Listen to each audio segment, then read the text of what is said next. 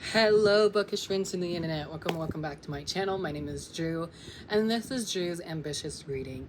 And happy Saturday, everybody. This is Saturday, June 24th. As I'm filming this, as you can see from my phone, I'm actually going to use my phone for this video, and I need to respond to my mother real quick. Hold on.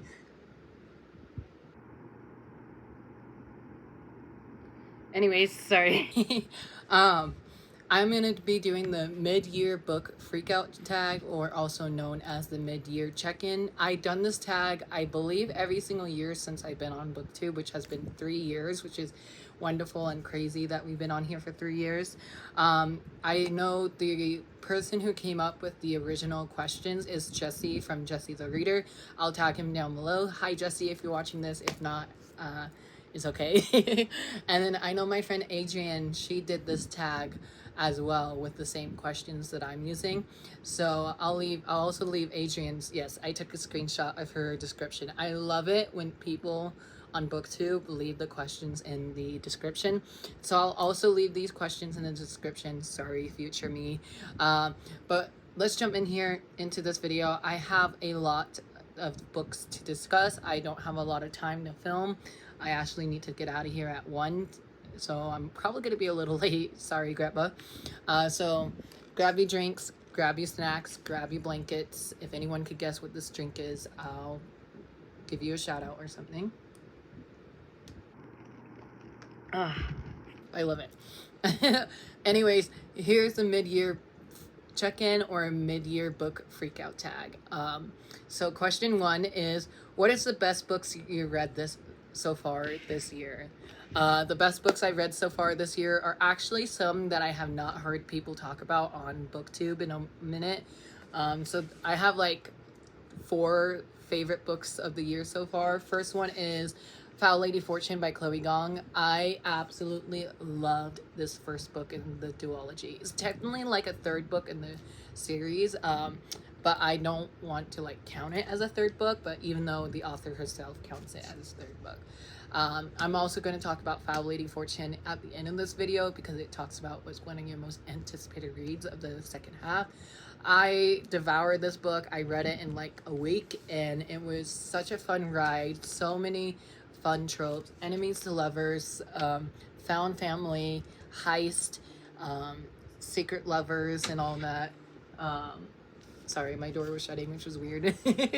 I really enjoyed this. This is a 5-star read for me. This will be on my favorite list of the year, and I just cannot wait to talk about this more towards the end of the year. And I have a feeling Chloe Gong is going to break my heart in book 2. Another book that was a favorite read of mine this year was actually a recent favorite, and this is everywhere on booktube. It's everywhere on Book Talk. So many book boxes have done this book so far, and that is Divine Rivals by Rebecca Ross. Oh my god, this book blew me away. I was not expecting to have it like a historical fiction feel, but my goodness, I cannot wait to talk about this in my June wrap up. I did read this in the month of June, so this is like the second time you'll see this in a video, but this stunning edition, I'm so happy I have a gorgeous edition of this book because I absolutely loved it. I read my book of the month edition, and it's on my shelf in the closet over there, and I absolutely loved it. Cannot wait to discuss about this more in my June wrap up. Like I just said, this was a 5-star read. The twists and turns in here had me screaming during my family vacation. I was shocked, and I was like, please tell me there's a sequel. Please tell me there's a sequel coming. And there is. It's called Ruthless Vows, and I cannot believe I have to wait till April of next year to read the sequel. But anyways, I love this book. Thank you so much, Owl Crate, for having such a beautiful copy of this book. But yeah, so excited to talk about this one later on in the year. I really think this or Foul Lady Fortune might be my #1 book of the year. But after I read this book, I literally started texting everybody I know who loved this. And so far, some of those people have picked it up, and some of them haven't yet. So if you haven't picked up Divine Rivals yet, you should. It is amazing. It's a historical fiction slash fantasy novel, first book in a brand new duology. So really looking forward to seeing how this series would wrap up. But yes, this was a 5-star read for me, and I absolutely loved it. It was amazing. Another book that was a favorite read of mine was Song of Silver Flame Like Night. Oh my god. This is another oh my gosh books. All my 5-star reads this year were oh my gosh. I read this book for my book club, and I'm so freaking happy that we read this for the book club, because I devoured this also in like 3 to 5 days. And can we just take a moment for the gorgeous like cover? Yes, please. So we read this for my book club. If you don't know, I have a book club called Queer Reads, where we read own voices and diverse people, and we also marginalized voices as well. And it's just a fun old gay time. And Song of Silver Flame Like Night is the first book in another series as well. And I was just overall such a fun book to read, especially for the month that we read it in. And we also had an author interview with Amelia Wenzel and a giveaway that we did with Amelia, and it was just overall so much fun. My author interview will be on Instagram, so I'll leave my Instagram down below. But yeah, very happy and excited to see what's gonna happen in book 2. I'm not sure how long this universe will be, but I really hope we get more than 2 books in this world, because I just need more of this cast of characters, and it's amazing. I love it. I need more of you to check this book out. The final book that was my favorite read of the year this year was These Infinite Threads by Tara Mafi. This is a sequel to This Woven Kingdom, and I actually think I put This Woven Kingdom in my book tag of last year for this question, so not surprised that book 2 is in this book tag. Again, another book that has dragons in it. It's a sequel, so it's really hard for me to talk about, but this one also made me like have all the emotions and feeling, and the way that I'm waiting for book 3 to be in my hands. Oh my gosh. I read this as soon as it came out, because I got it from the library first, and then I bought a copy for myself. Well, actually my mom bought it for me, but I absolutely love this book. Tahira Mafi is an autobiography for me, and yeah, you guys should check this out. I literally made my sister start reading the Shatter Me series because of how much I love Tahira Mafi. So I'll let you know what she thinks about the Shatter Me series, and then I want you guys to let me know if you are going to check out this series. This is going to be a 6-book series, by the way, so waiting for each of the books to come out is going to kill me either way. But book 3 does not come out till like March of next year, I think. So why do I have to wait so long? The next question is, what is your most disappointing reads of the year? I think both of these were in my April wrap-up, which is kind of funny that happened. But Clint over at Reads Readers, he might hate me for this. Clint, I would say skip this part of the video. But my most disappointing read of 2023, even though I annotated this book, but it was still a disappointing read, and that was this. The Songs of Achilles was such a disappointing read. I was told I was going to get all the feels, all the emotions, and I did get some emotions and feelings, probably because when I was reading this, I was super sick. But I did not cry in this one. Like, where was my tears that I was expecting? Yeah, I don't mean to hate on this because it is an LGBT book, but I don't see the hype for this, and it was one of my most disappointing reads of the year. So, sorry. Another one that was a disappointing read for me was 3 Kisses, 1 Midnight by Rashani Chakshay, Evan Liskay, and Chandria Menon. This was a short story anthology that I thought I would absolutely love because it had everything I loved in it. But the last short stories just didn't fit for me. It just felt very off. And some of the characters' names in here was kind of weird as well. So this was a disappointing read for me. The next question we have is, what's the best book recommendation you received this year? Ooh. the best book recommendation I received. I'm currently reading one of them, so you'll see this in my June wrap up, but that is none other than Fourth Wing by Rebecca Yarros. This is the first book in a new adult fantasy series. I'm devouring this book so much. I literally have, let's see, I literally have this much left, so I'll be finishing this today. When I'm running errands, and I'm scared to finish it today when I'm running errands because I don't know what's gonna happen at the end, but I hear this makes a lot of people cry in this book. So I would say this is definitely a good recommendation so far. It has enemies to lover, slow burn romance. It has found family. It has dragons, obviously, because it's all over the book and on the spine. But yeah, I'm more than halfway through this one, and I'm hoping to finish this today. And if I do finish this today, you will see it in my June wrap up. Another good book recommendation I had was Revel by Alyssa Mia Smith. This came in my Owl Crate box, I believe, for the month of February. I could be wrong. This is another one that I absolutely loved and annotated as well. I also buddy read this with my friend Donna over at Mom's Book Collection. Hi, Donna. I absolutely loved our buddy read. This was such a fun, enjoyable read for me, and this is another 5-star read as well. Count how many times I say read. This is another 5-star book for me, and I really do think more people should check it out. This is an instant where I wish we have a sequel to this, but as of right now, it's just a YA standalone fantasy novel. It's getting compared to Caraval and The Night Circus, which I can really see those two comparisons because of what happened in the story.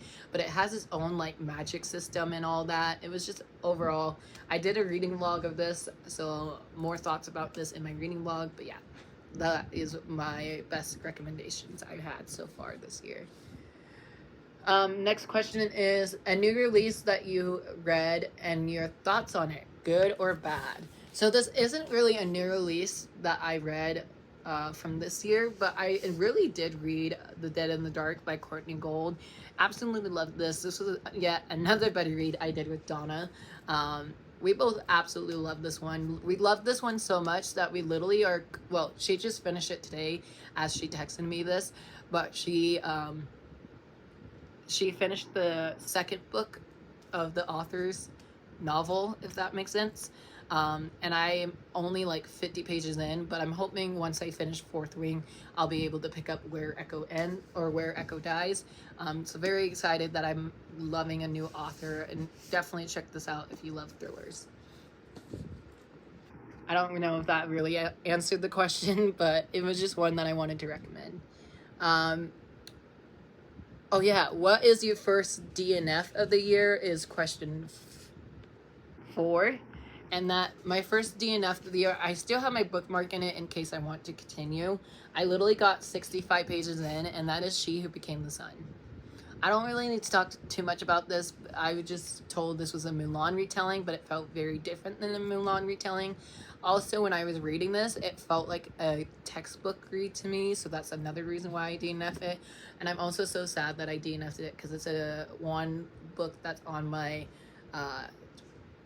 12 friends recommended list that I have going on, and I sadly DNF'd this one. So also, it's not a for sure DNF. I'm just waiting until my audiobook holds come in, but I'm softly DNFing Chain of Thorns by Cassandra Clare. Softly. I'll come back to Chain of Thorns at the end of this year once I get my hold on the audiobook.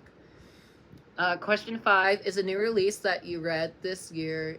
Oh, I got these out of order. Oops. Question 6 is a book that came out in the first half of the year that you want to read, and a book coming out the second half of the year. What was this for? Oh yeah, this was for another good recommendation that I got from this year. Read this from my book club, loved it. Chaotic video, I'm sorry. So a book that came out in the first half of the year that I'm really sad that I haven't got to yet. I have a few here as well, so sorry. I'm just gonna fly through them. I have You're Not Supposed to Die Tonight by Kaylin Barron. Winston Chu versus the Whimsy by Stacey Lee. Last Canto of the Dead by Daniel Jose Older. This one I just got in the month of June. The Adventures of Amina Al-Sarafi, I still haven't got to, but I know book 2 comes out next year. And last but not least, Stars and Smokes by Marie Lu. I was super excited for this new release and just haven't got around to reading it. But it's so short, so I think I'm going to pick this up in the month of July. And then some new releases that I'm excited for in the second half of the year. House of Maroon by JL. I forgot to grab that art because it's on my bookshelf. Champion of Fate by Kendar Blake. This comes out September 19th. I already have an arc of it, so I'm totally going to be reading it early. Fury of the Dragon Goddess by Surat Chadha. I'm very excited for this. This comes out August 1st. This is kind of cheating a little bit because I have so many other most anticipated reads for the year, but some of my most anticipated reads I already have as arcs, and like The Last Girl Standing is the one that I was really excited to read this year, and it comes out August 15th. So these are just the 3 books that I have coming out at the end of this year that I'm really looking forward to reading. So yes. And then let's see. Sorry, I'm going fast because I really have to leave here soon. What's the most beautiful book you added to your collection? Divine Rivals, which I already showed off. That's a beautiful book. Song of Silver Flame Like Night is a beautiful book. Fourth Wing was a beautiful book I added this year. Some of the sprayed edges that I have done myself, I really am happy how they turned out. So yeah, those are just a few. I'm sorry for not being like super like specific about books. Question number 8, what is the genre you have read the most this year? I think we can all agree here that I read fantasy a lot this year. A genre I want to get more into, which is not a question, but it's just what I added in, is romance. Just because I love watching romance shows and movies. I want to get more into romance. So a genre I read the most this year is either young adult fantasy or adult fantasy. Question 9, do you feel your reading tastes have changed or shifted at all this year? A new genre you love, a new favorite trope, or a new favorite theme? Honestly, yes, I think my reading my reading tastes have changed is what I was trying to say. I definitely gravitated away from middle grade a lot this year, which is something I never thought I would say. I still enjoyed the few middle grades that I read. I mean, heck, I've already showed off some middle grade books in this video, but I just feel like I have gravitated away from middle grade. Even when I went book shopping recently, I went to the middle grade section when I was at my local Barnes & Noble, which was so not like me. So yeah, I definitely think my reading tastes have changed, and I definitely see myself gravitating towards adult fantasy more. I think it's just because my love of it is growing, and I just love reading fantasy worlds because I get sucked into them, especially when it's a long fantasy series like the Faithful and the Fallen series by John Gwynne. Chef kiss. I love that series so far. I still need to read the finale of that book, but I'm waiting for my friend Taylor to finish it. Question 10 is, if you set any bookish goals for yourself this year, how are they going? Honestly, they're going really good. I wanted to do more author interviews this year because I have this platform, and that's why I started this platform. I did a few author interviews on Instagram this year. So again, my Instagram will be linked down below.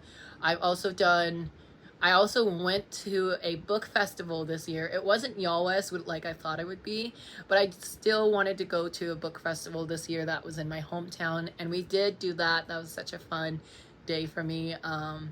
And my reading goal for reading 100 books is kind of declining a little bit because right now I'm at like 51 books for the year, which I was hoping to complete the reading goal by like July, because that's what I did last year.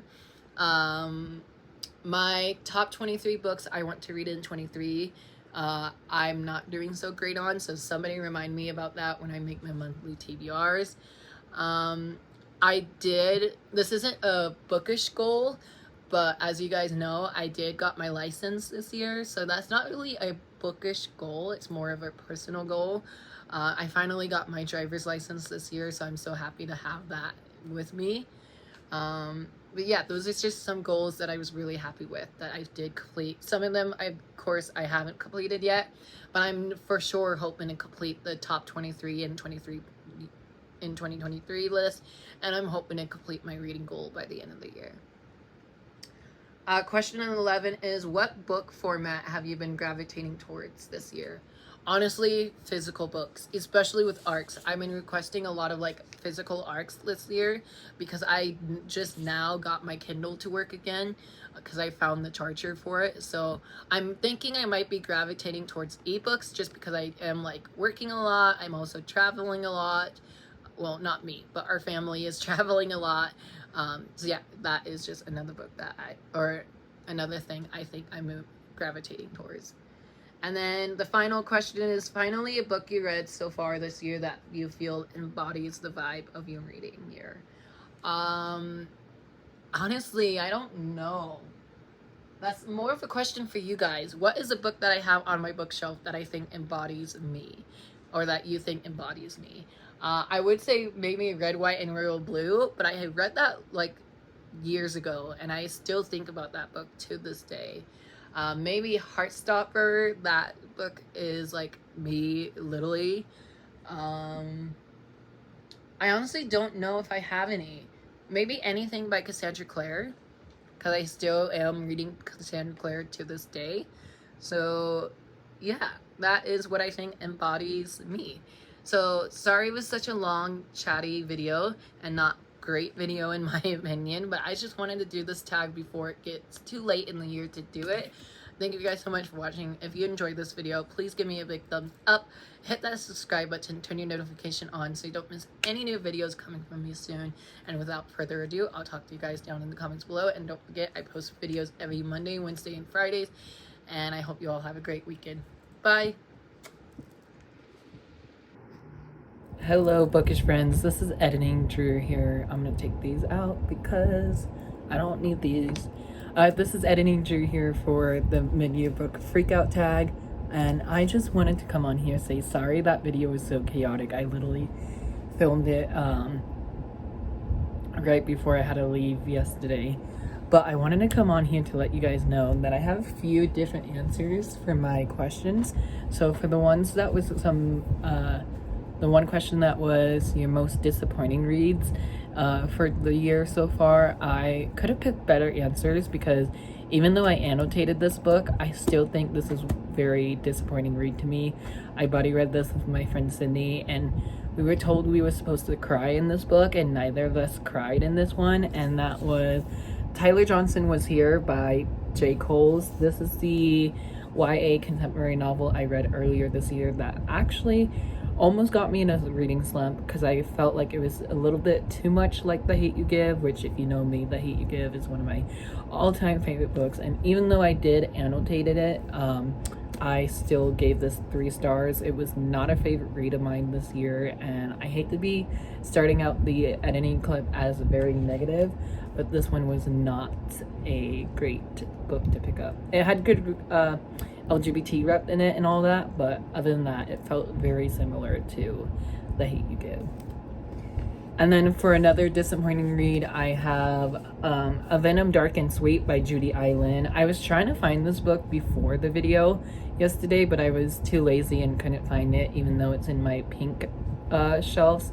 And although I did give this 4 stars, I just say it wasn't as good as the first book, because if you read this duology, you know it as in a POV in the series. And I really loved book 1, which is actually another book I'm going to talk about here in a few minutes. If it wasn't for like book 2, I probably would never have picked up this duology on my own, but these covers together are just absolutely stunning. Like, and I wanted to show off A Magic Steep in Poison because the other question was, what is the best book recommendation you got. And I would say this duology is a good recommendation I got from my friends on BookTube. I believe Clint from Reads Readers here on BookTube, he first started talking about this duology that I saw.